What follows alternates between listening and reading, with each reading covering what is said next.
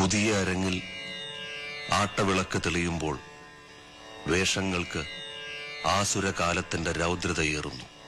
മലയാളത്തിന്റെ മനസ്സിൽ കൽവിളക്കായി കത്തി നിൽക്കുന്ന കഥയുടെ രണ്ടാം അംഗം തുടങ്ങുകയാണ്. മണ്ണിൽ നെഞ്ചു തുറന്നു വരുന്നു അവതാരം, പിന്നിൽ നിന്നും രക്ഷകനായി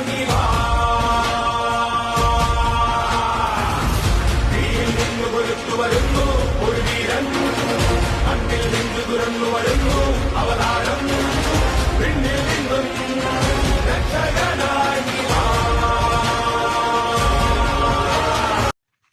കത്തുവോ? ഇവിടെ നമ്മള് കത്തിക്കോ? അങ്ങോട്ട് നോക്കാം.